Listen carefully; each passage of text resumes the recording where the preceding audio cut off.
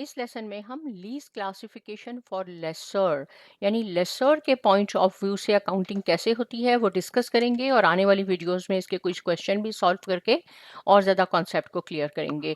तो लेसर क्या होता है? लेसर मैं पहले भी आपको बता चुकी हूँ, ओनर ऑफ द एसेट, जो हमें लीज पे अपना इक्विपमेंट या कोई इंटेंजिबल एसेट टेंजिबल एसेट जो हमें देगा उसको हम लेसर कहते हैं। अगर हम लेके उसको यूज़ कर रहे हैं तो हम लेसी हैं। इस वक्त हम लेसर को डिस्कस कर रहे हैं। लेसर अकाउंटिंग किस पे डिपेंड करती है? सबसे पहले आपने ये चेक करना होता है कि ये फाइनेंस लीज है या ऑपरेटिंग लीज है। और याद रहे, लेसी के केस में फाइनेंस लीज और ऑपरेटिंग लीज नहीं होते। राइट? क्या होता है फाइनेंस लीज, ये मैं नेक्स्ट आपको उसमें बताती हूँ, नेक्स्ट स्लाइड पे आपको बताऊंगी। लेकिन यहाँ पे सिंपल मैंने ये लिखा है कि अगर ये फाइनेंस लीज है लेसर के पॉइंट ऑफ व्यू से, तो वो क्या करता है, सपोज अगर उसने कोई इक्विपमेंट है उसके पास और उसकी हम फेयर वैल्यू कंसीडर कर लेते हैं सपोज 40,000 और आपको उसने लीज पे दी हुई है, जो भी कॉन्ट्रैक्ट हुए हुए हैं, और ये फाइनेंस लीज है, तो वो क्या करेगा, इस इक्विपमेंट को अपनी बैलेंस शीट से, जिसको हम स्टेटमेंट ऑफ फाइनेंशियल पोजीशन भी कहते हैं, उसे रिमूव कर देगा और इसकी जगह लीज रिसीवेबल का एक अकाउंट क्रिएट हो जाएगा। कब होगा?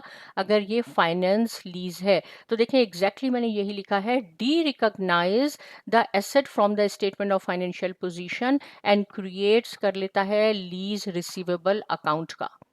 राइट? और अगर ये ऑपरेटिंग लीज है तो ये इक्विपमेंट बैलेंस शीट में यानी स्टेटमेंट ऑफ फाइनेंशियल पोजीशन में एज इज रहेगा, लेकिन लेसर उसको डिप्रिशिएट करेगा। ये दोनों में डिफरेंस है। फाइनेंस लीज होगी तो वो इस बैलेंस शीट से रिमूव हो जाएगा और उसकी जगह लीज रिसीवेबल लिखेंगे। इसके जब हम क्वेश्चन सॉल्व करेंगे तो ये कॉन्सेप्ट आपको बहुत ज़्यादा हेल्पफुल होगा, लेकिन मीन वाइल आप सिंपल इसको समझ लें। अब finance lease transfer, finance lease होती क्या है और हमें कैसे मालूम हो कि ये फाइनेंस लीज है? तो इसके कुछ कैरेक्टरिस्टिक्स यहाँ लिखे गए हैं।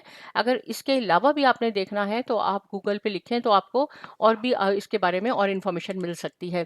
A finance lease transfer substantially all of the risk and rewards. देखिए मैंने ये रेड में लिख दिया है क्योंकि ये बहुत इंपॉर्टेंट पॉइंट है कि अगर लेसर सारे रिस्क और रिवॉर्ड्स लेसी को ट्रांसफर कर रहा है, उसको उसकी ओनरशिप दे रहा है, तो उसको हम फाइनेंस लीज कहते हैं।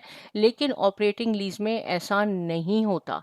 तो यहाँ कुछ पॉइंट लिखे हुए हैं, अगर इनमें से कोई सा भी एक पॉइंट, ये मैं नहीं कहूंगी कि ये सारे सही होने चाहिए, ट्रू होने चाहिए तो हम कहेंगे ये फाइनेंस लीज है। अगर ये सही है, ये ट्रू है, तो हम कहेंगे फाइनेंस लीज है। अगर ये सही है, अगर ये सही है, यहाँ पे भी कुछ लिखे हैं, तो कोई सा भी एक हो तो हम उसको फाइनेंस लीज कहते हैं। पहले हम शुरू करते हैं ट्रांसफर ऑफ ओनरशिप टेस्ट। ये क्लासिफिकेशन टेस्ट है और इसकी डिस्क्रिप्शन यहाँ लिखी हुई है, मैं समझाऊंगी, फिर हम यहाँ से पढ़ेंगे तो एग्जैक्टली वही होगा जो यहाँ लिखा गया है। ट्रांसफर ऑफ ओनरशिप टेस्ट का क्या मीनिंग है कि उसी को हम एग्जाम्पल को कंटिन्यू करते हैं जो लास्ट स्लाइड में थी। इक्विपमेंट है और वो 40,000 उसकी फेयर वैल्यू है, आपको लीज में मिल गई है। जो भी कॉन्ट्रैक्ट साइन हुआ है कि आपने 10,000 पर मंथ देने हैं, 4 ईयर्स के लिए ले रहे हैं या 5 ईयर्स के ले रहे हैं, व्हाटसोएवर, बट यहाँ हम बात कर रहे हैं कि ये हमारी फेयर वैल्यू है। और आफ्टर 4 ईयर्स जब हमारा लीज पीरियड ख़त्म हो जाता है तो ये आपको लेसी को, लेसर जो है, इसकी ओनरशिप, रिस्क और रिवॉर्ड आपको दे देता है, यानी लेसी को ट्रांसफर कर देता है, तो हम कहेंगे ये हमारी फाइनेंस लीज है। The lease transfers ownership of the asset to the lessee by the end of the lease term. Second क्या है? Bargain purchase test. Bargain purchase test का क्या मीनिंग है कि सपोज यही आपके साथ हमारा कॉन्ट्रैक्ट हुआ है कि फेयर वैल्यू इक्विपमेंट की 40,000 है और 4 साल के बाद जब लीज खत्म होगी तो आपको ऑप्शन दिया गया है कि आप ये 5,000 की परचेज कर सकते हैं, यानी लेसी इसको 5,000 में परचेज कर सकता है। लेकिन उस वक्त उसकी मार्केट वैल्यू सपोज 10,000 है, फेयर वैल्यू 10,000 है। लेकिन कॉन्ट्रैक्ट में क्या लिखा है, आपको ऑप्शन क्या दी गई थी कि 4 साल के बाद आप उसको 5,000 का ले सकते हैं। और अगर लेसी इस ऑप्शन को एक्सरसाइज कर लेता है तो इसको कहते हैं bargain purchase test. The lessee has the option to purchase the asset at a price sufficiently lower than its fair value at the option date. Fair value 10,000 है लेकिन आपको क्या ऑप्शन दी गई थी कि 5 का ले लें, and it is reasonably certain the option will be exercise. अगर वो एक्सरसाइज हो जाएगा तो बार्गेन परचेज टेस्ट है। फिर है लीज टर्म टेस्ट।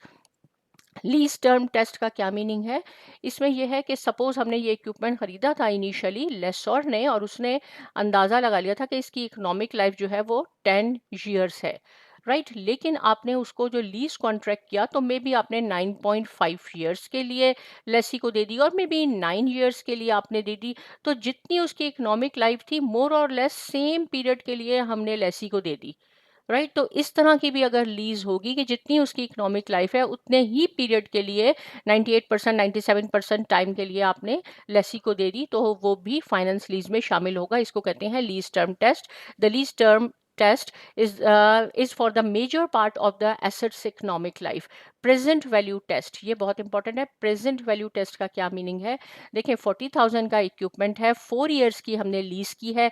आपसे कहा गया है कि आप हर साल सपोज 12,000 हर साल आपका 12,000 रेंट है, तो इसकी तो हम प्रेजेंट वैल्यू कैलकुलेट करते हैं, राइट, जो मैंने आपको पहले भी बताया हुआ है। तो अगर हम इसकी प्रेजेंट वैल्यू कैलकुलेट कर लें 4 साल में जो हम 12,000 उसका रेंट पे कर रहे हैं, तो वो अप्रोक्सीमेटली अगर ये जितने की भी फेयर वैल्यू थी इक्विपमेंट की उसके इक्वल आ गई तो हम कहेंगे ये भी फाइनेंस लीज है। मे बी 97% हो जाए उसकी प्रेजेंट वैल्यू, मे बी 98% हो जाए, मे बी 95% हो जाए। IFRS में ये बिल्कुल क्लियर नहीं है कि 95% होना चाहिए या 94 या 93, बस ये है कि सब्सटेंशनली उसके इक्वल हो तो हम कहेंगे ये फाइनेंस लीज है।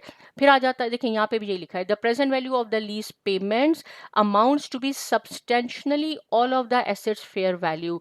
लास्ट में आ जाता है अल्टरनेटिव यूज टेस्ट, यानी ये जो हमने इक्विपमेंट लेसी को दिया था लेसर ने, तो हमने जो भी इस इक्विपमेंट को मॉडिफाई किया था वो उसकी ज़रूरियात को मद्देनज़र रखते हुए बनाया था, जो उसकी रिक्वायरमेंट थी उसके मुताबिक बनाया था। और हमने अब ये देखा लीज के आखिर में कि अगर हम इसमें और बहुत ज़्यादा पैसा नहीं इन्वेस्ट करेंगे तो कोई हमसे और लेगा भी नहीं, क्योंकि हमने उसकी स्पेसिफिकेशन के मुताबिक ये बनाया था, तो हम ये उसी को दे देते हैं। इसको भी फाइनेंस लीज कहते हैं।